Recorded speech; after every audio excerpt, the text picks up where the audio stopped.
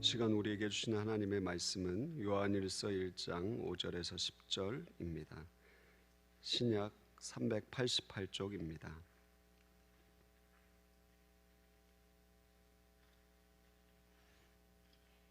하나님의 말씀을 경청하십시오. 우리가 그에게서 듣고 너에게 전하는 소식은 이것이니 곧 하나님은 빛이시라. 그에게는 어둠이 조금도 없으시다는 것이니라. 만일 우리가 하나님과 사귐이 있다 하고 어둠에 행하면 거짓말을 하고 진리를 행하지 아니함 이거니와 그가 빛 가운데 계신 것 같이 우리도 빛 가운데 행하면 우리가 서로 사귐이 있고 그 아들 예수의 피가 우리를 모든 죄에서 깨끗하게 하실 것이요 만일 우리가 죄가 없다고 말하면 스스로 속이고 또 진리가 우리 속에 있지 아니할 것이요 만일 우리가 우리 죄를 자백하면 그는 미쁘시고 의로우사 우리 죄를 사하시며 우리를 모든 불의에서 깨끗하게 하실 것이요 만일 우리가 범죄하지 아니하였다 하면 하나님을 거짓말하는 이로 만드는 것이니 또한 그의 말씀이 우리 속에 있지 아니하니라. 이것은 하나님의 말씀입니다. 두 번째 시간 빛과 어두움이란 제목으로 하나님 말씀을 나누고자 합니다. 모든 일에는 장점이라는 게 있고 단점이라는 게 있죠. 혹시 이런 생각을 해보셨는지 모르겠는데 한번 외국에 나가서 살아보면 좋겠다 뭐 이런 생각을 해보신 적이 있으십니까? 네. 나한테 한번 좋은 데 가서 한번 살아보고 싶어 이런 생각을 하신 분들이 있을지도 모르겠습니다. 한 인터넷 글에 예를 들면 미국에 가서 살면 어떤 장점이 있는지 어떤 단점이 있는지 이런 글이 하나 올라온 적이 있었습니다. 가면 장점은 이런 거랍니다. 평온하다. 너무 바쁘게 살지 않는다. 여기 되게 동의합니다. 미국에 있어 보면 아무리 일을 열심히 해도 하루에 한 2개 정도 일을 하는 것 같습니다. 보면 평균적으로. 그러니까 뭐 일을 많이 하거나 또 아무리 많이 하려고 해도 그게 안 되는 것 같습니다. 또 하나 이런 것도 있죠. 남의 눈치를 안 본다. 이 사람들은 별로 다른 사람의 일에 관심이 없습니다. 그냥 자기 일에 열심히 집중을 하거든요. 뭘 해도 먹고 살 수 있다. 뭘 해도 살 수 있죠. 늘 새로운 기회가 있다. 다양한 문화를 경험할 수 있다. 이게 장점이랍니다. 근데 단점도 있습니다. 너무 느리고 심심하다. 가면 이제 압니다. 뭐가 느리고 심심한 건지. 가서 은행에 가서 은행 계좌 하나를 여는데도 몇 시간씩 걸리거든요. 그러니까 굉장히 느리다라는 걸 알게 됩니다. 근데 가면 이런 것도 알게 됩니다. 결국 나는 유색 인종이고 외국인이다. 이걸 알게 됩니다. 그래서 우리나라에 온 외국 사람들이 어떤 어려움이 있는지 이런 것도 알게 됩니다. 외국 영화나 미드에서 보는 건 우리가 살아가는 게 아니라는 걸 알게 된다. 그건 영화일 뿐이다. 이런 걸 알게 된다는 겁니다.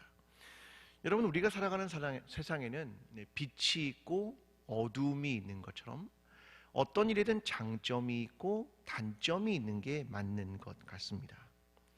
그게 보통 우리가 살아가면서 생각하게 되는 것 같습니다. 모든 일에는 장점이 있고 단점이 있는 것처럼 빛이 있고 어둠이 있는 것 같아 라고 하는 생각을 사람들이 합니다.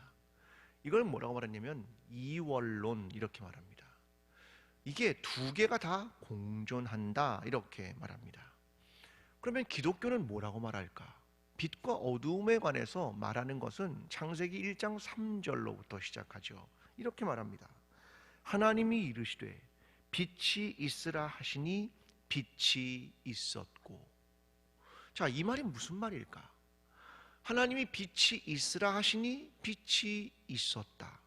저는 이것을 요한이 해석한다고 생각합니다. 이것을 요한이 요한복음 1장 5절에 이렇게 말을 합니다. 빛이 어둠에 빛이 돼 어둠이 깨닫지 못하더라. 자, 우리가 잘 아는 말이죠. 빛이 어둠을 비치되 어둠이 깨닫지 못하더라. 여기서 중요한 단어는 깨닫다라는 이 단어입니다. 이 단어는 사실 영어로 번역하면 어떤 말이냐면 overcome이라는 단어입니다. 극복하다, 이기다 이런 단어를 사용하고 있는 겁니다. 그러니까 이 말을 이대로 번역하면 이겁니다. 빛이 어둠에 비치니 어둠이 이기지 못하더라. 그 말입니다. 이걸 요한이 해석한 겁니다. 자, 빛이 어둠에 비치니까 어둠이 이기지 못했다. 기독교가 말하는 빛과 어둠은 그냥 빛이 존재하고 어둠이 존재하는 이원론에 대한 이야기를 하는 것이 아니라 빛이 있으니 어둠이 이기지 못하더라. 이렇게 설명하는 것이 기독교가 이해하는 빛과 어둠의 이야기입니다. 오늘 저와 여러분의 삶에 때로는 어둠이 있다고 생각하는 경우도 있습니다. 때로는 그것 때문에 절망이 찾아온다고 생각하는 경우도 있습니다. 그때 기억하십시오. 빛이 어둠에 비치니 어둠이 이기지 못하더라. 저와 여러분의 새해 삶 속에 절망과 좌절이 있을 때 빛 되신 예수 그리스도가 우리 안에 찾아오므로 어둠이 이기지 못하며 새로운 빛된 삶을 경험하게 되는 저와 여러분의 새해가 되기를 간절히 기도합니다. 자, 요한이 말하려고 하는 건 저번에 뭐냐? 자, 그 빛에 대한 얘기를 이제 시작하려고 합니다. 자, 본문 5절을 함께 읽어보겠습니다.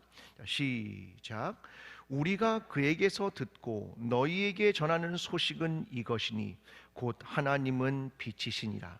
그에게는 어둠이 조금도 없으시다는 것이니라. 아멘. 자, 요한이 지금 전하는 소식이 있습니다. 자, 내가 듣고 전하는 소식은 이것입니다 라고 이야기를 하면서 그는 하나님은 빛이십니다 이야기를 합니다. 자, 이 구약에도 시편 기자들이 이 하나님은 빛입니다 이런 얘기를 굉장히 많이 했습니다. 예를 들면 시편 36편 9절에 이렇게 말합니다. 진실로 생명의 원천이 주께 있사오니 주의 빛 안에서 우리가 빛을 보리이다. 주님은 빛이십니다. 그 고백을 시편 기자가 한 겁니다. 시편 90편 8절은 이렇게 말합니다. 주께서 우리의 죄악을 주의 앞에 놓으시며 우리의 은밀한 죄를 주의 얼굴 빛 가운데에 두셨사오니. 자, 이 말은 구약과 유대의 오랜 전통은 하나님은 무엇이다? 하나님은 빛이십니다 이 얘기를 하고 왔습니다. 자, 이게 구약의 오랜 전통입니다. 그렇다면 예수님은 빛에 대해서 뭐라고 말씀하셨습니까? 함께 좀 찾아보겠습니다. 마태복음 5장 14절입니다. 마태복음 5장 14절. 마태복음 5장 14절과 15절 말씀입니다. 우리가 잘 아는 말씀입니다. 자, 16절까지 읽으면 좋겠네요. 제가 14절, 여러분이 15절, 16절을 같이 읽겠습니다. 너희는 세상의 빛이라. 산 위에 있는 동네가 숨겨지지 못할 것이요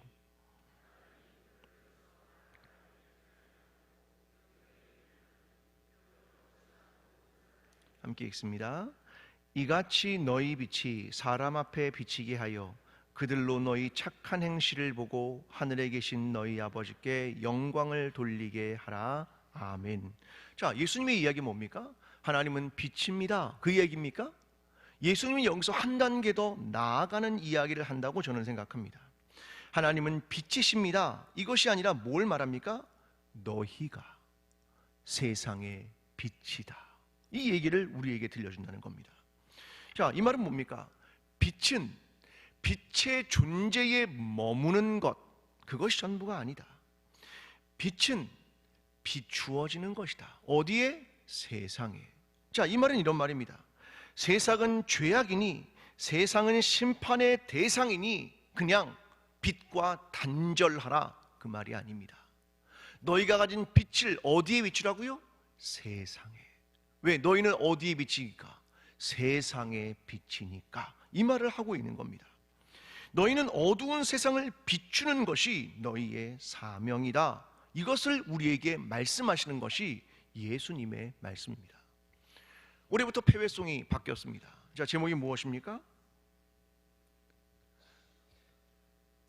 아침에는 이게 뇌가 안 돌아갑니다. 저도 되게 힘들어요. 이게 머리가 안 돌아가거든요. 제목이 빛을 들고 세상으로. 이 예수님의 얘기를 하는 겁니다. 빛을 들고 세상으로. 우리 영혼에 주님이 주신 빛이 있습니다. 소망이 없는 세상, 이 어두운 세상으로 나아가십시오. 내 빛을 비춰서 모두가 알도록 빛을 들고 세상으로 나아가십시오. 이것이 우리가 폐회송마다 부르게 될 겁니다. 예배를 통해서 하나님의 은혜를 경험하고 우리끼리만 가지고 있는 것이 아니라 빛을 들고 세상으로 나아가십시오. 세상은 악하니 세상을 떠나고 세상을 등지는 것이 아니라 교회의 사명은 세상으로 빛을 들고 나아가는 것입니다. 그것을 설명하는 겁니다.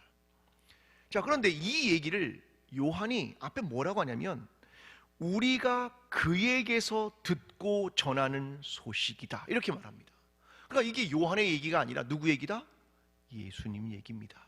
우리 지금 읽었지 않습니까? 예수님께 들은 얘기입니다, 이 말입니다. 자, 요한의 늘 관심은 뭐냐면 예수 그리스도입니다.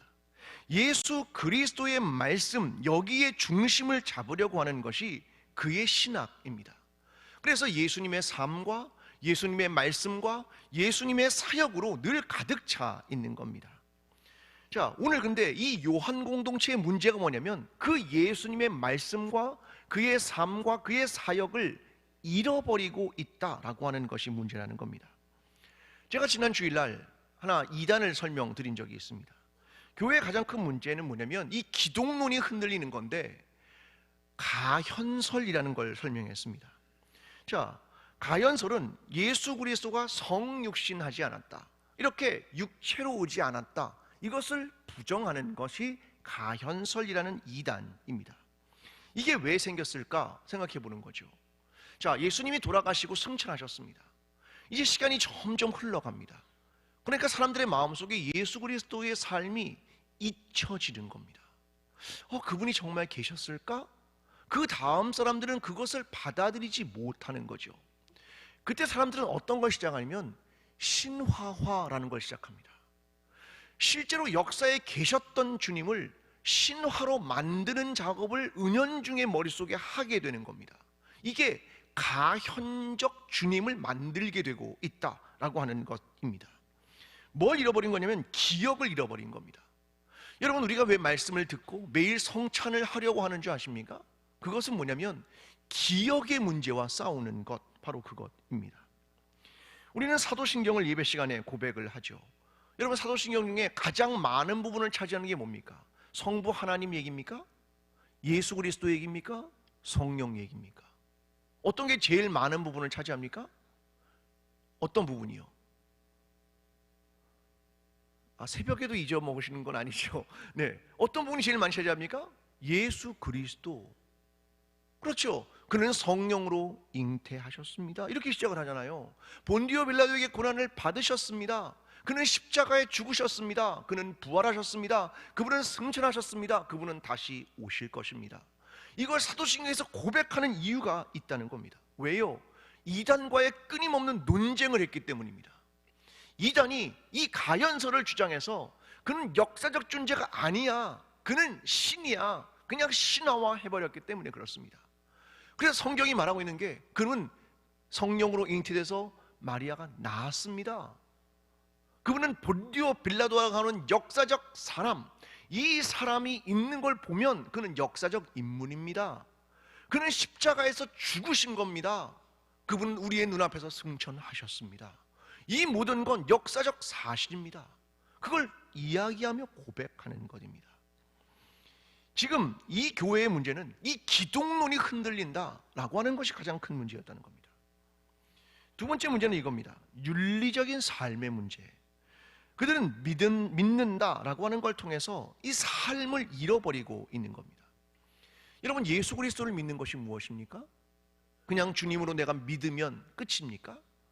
삶의 문제는요, 기독교는 이 삶에 강한 종교가 기독교입니다. 여러분, 우리는 가끔 착각을 합니다. 내가 예배를 드리고 내가 교인이고 내가 교회 내부에 있으면 안전하다고 생각합니다. 저는 이 말을 이렇게 정의하고 싶습니다. 노아의 방주 신드롬.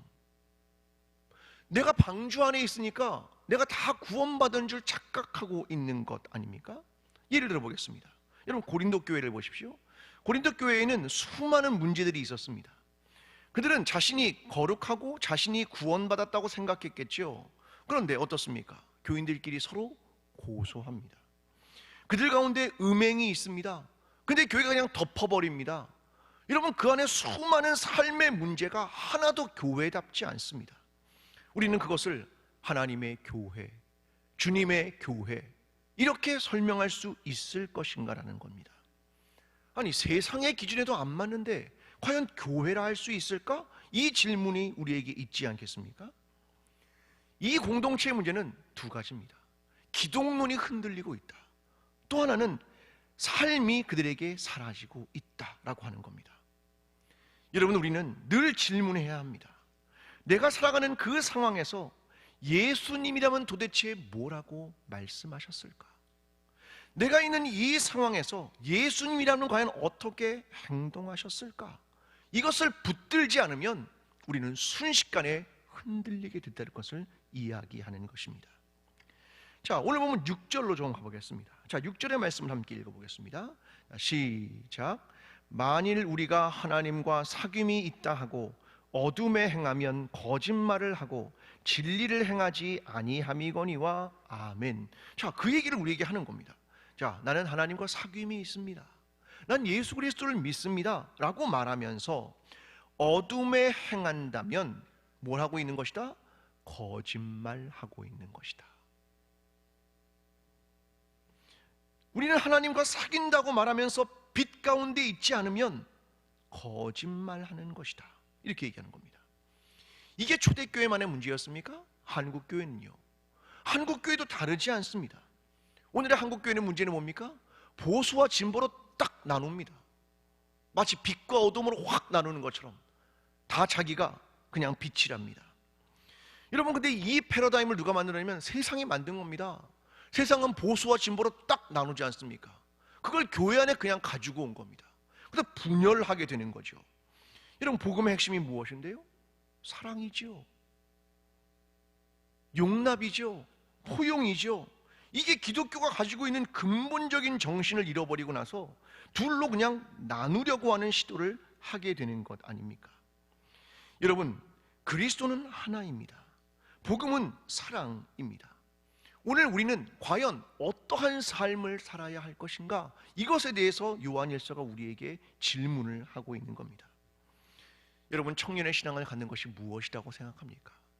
그것은 세상 속에 빛된 삶을 살아가는 것이고, 세상을 비추는 삶을 살아가는 것이고, 진정한 복음과 사랑이 무엇인가를 증거하면서 살아가는 것입니다. 우리는 예수 그리스도의 인격이 무엇인지, 그의 사역이 무엇인지를 다시 생각하며 이 세상 속에 빛된 삶으로 살아가게 되는 저와 여러분의 삶이 되기를 간절히 기도합니다. 자, 요한은 생각해 봤습니다. 과연 그러면 잘못된 자들을 쫓아내는 것이 옳은 것인가? 이런 질문을 하게 됩니다. 자, 본문 7절로 좀 가보겠습니다. 함께 7절을 읽겠습니다. 자, 시작. 그가 빛 가운데 계신 것 같이 우리도 빛 가운데 행하면 우리가 서로 사귐이 있고 그 아들 예수의 피가 우리를 모든 죄에서 깨끗하게 하실 것이요. 아멘. 저는 이 이야기는 회복에 대한 이야기라고 생각합니다. 그 아들 예수 그리스도의 피가 우리를 깨끗하게 하실 것입니다. 원래는 깨끗하지 않았는데 그의 피가 깨끗하게 하실 것입니다 라는 겁니다. 자, 이 말은 뭐냐면 우리가 죄를 지었다 하더라도 우리가 예수 그리스도 앞에 나가면 그가 우리를 다시 살릴 것입니다, 그 이야기를 하는 것이죠. 그러니까 이 말은 뭐냐면 포용이라고 하는 겁니다.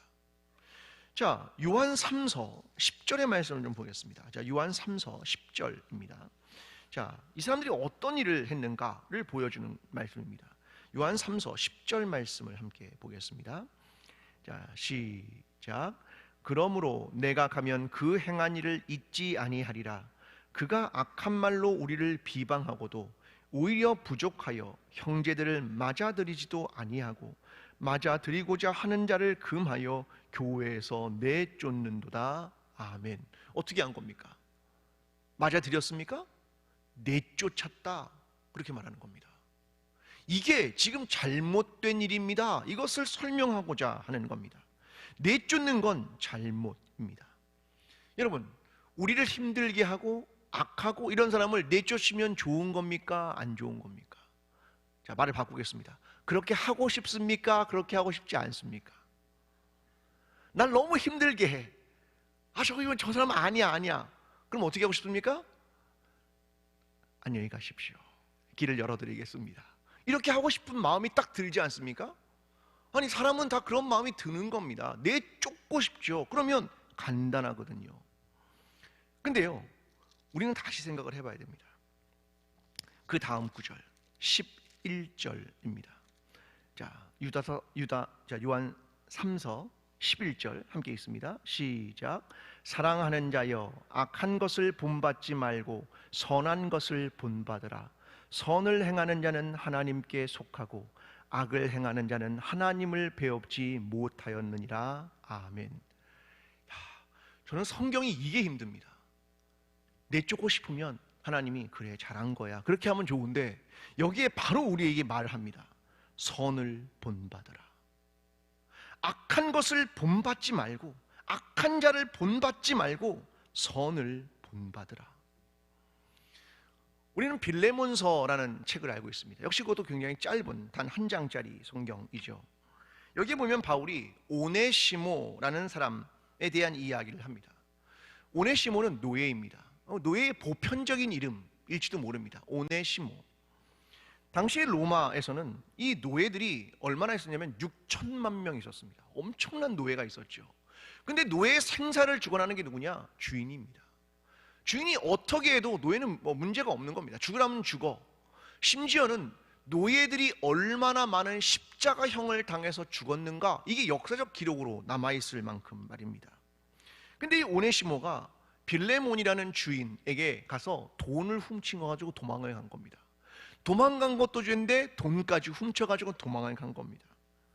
그랬더니 바울이 이렇게 이야기를 합니다. 빌레몬서 18절에 이렇게 말합니다.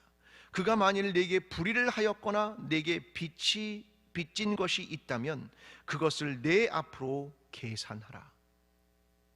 이가 바울한테 도망을 오니까 바울이 내가 그 빚을 갚아줄게, 너는 너그럽게 용서해 줘 라고 쓴 편지가 뭐냐면 빌레몬서입니다.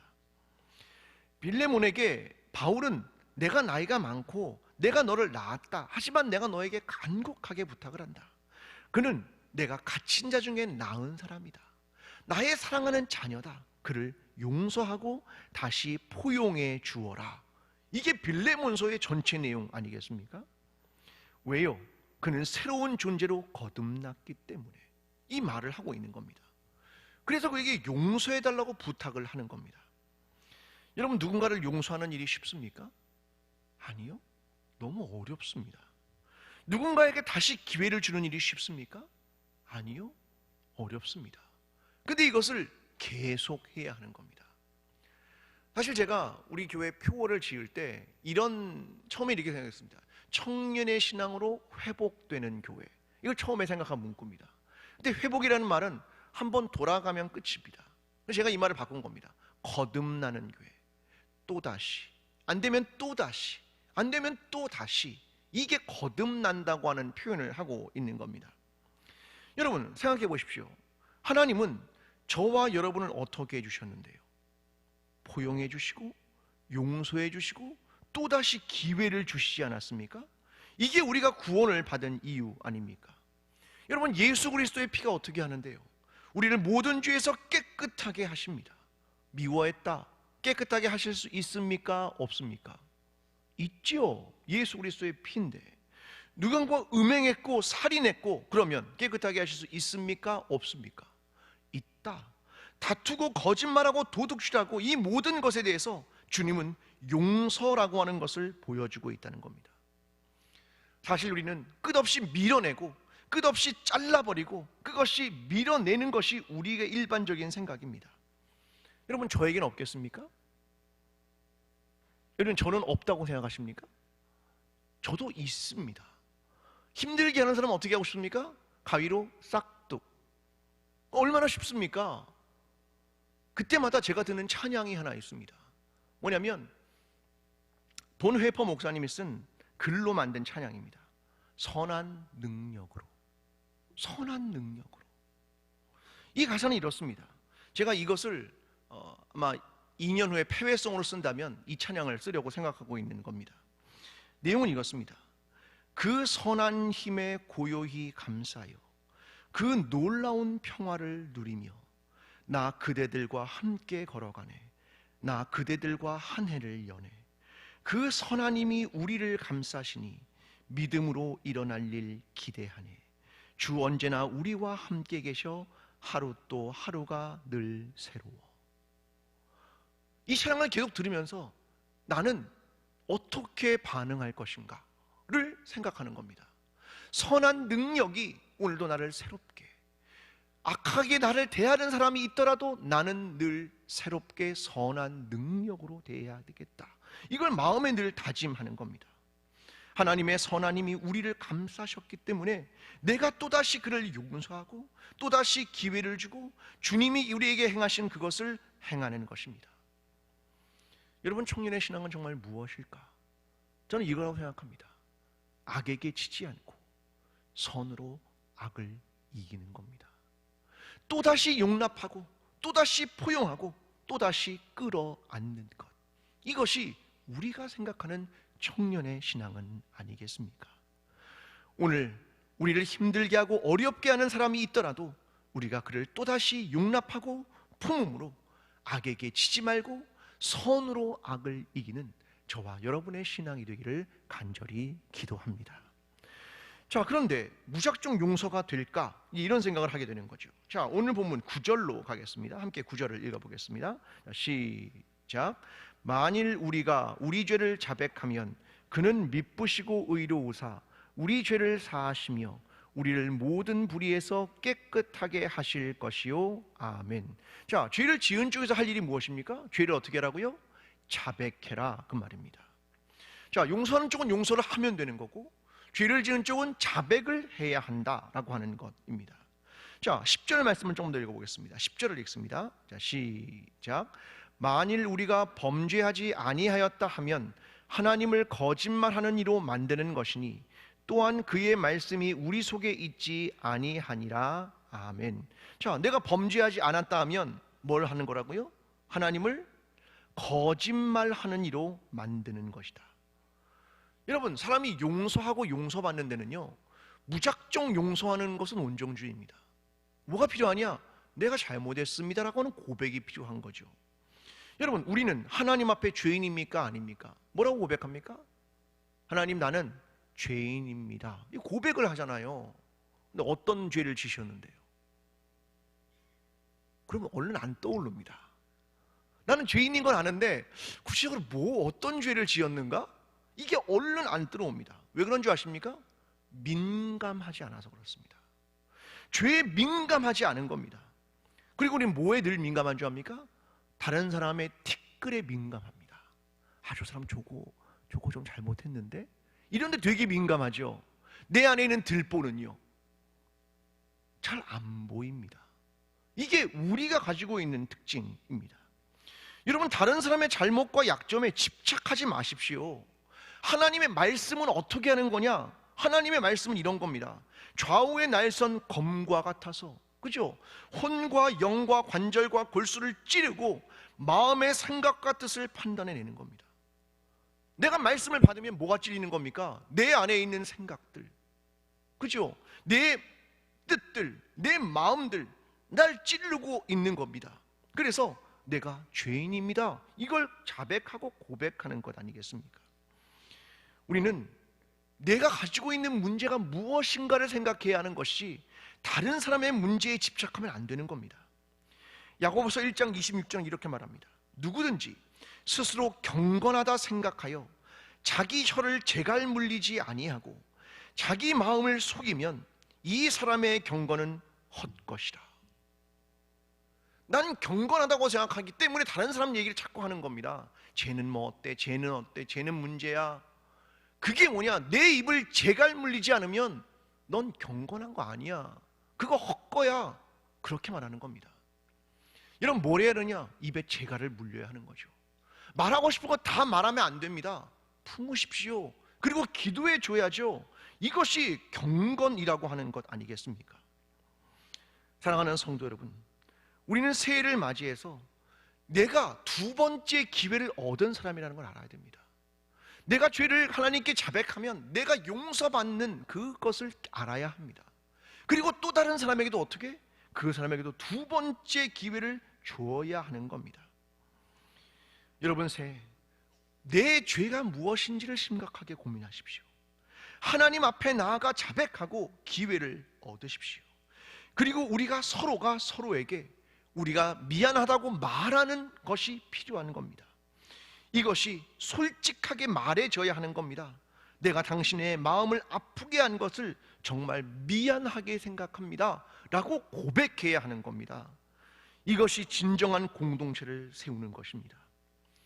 오늘 저와 여러분, 새해를 맞이하면서 우리가 청년들이 솔직하게 자기의 이야기를 하는 것처럼 나를 숨기는 것이 아니라 저 사람에게 미안하다고 이야기하고 용서하고 서로가 하나님께서 원하시는 진실한 공동체로, 행함과 진실함으로 하나님 앞에 사랑을, 공동체 앞에 사랑을 표현하는 그 하나님께서 원하셨던 아름다운 사랑과 진실함이 가득한 서로에 대한 용서와 화해와 하나됨이 있는 공동체로 나아가는 저와 여러분의 삶이 되기를 간절히 축원합니다. 기도하겠습니다.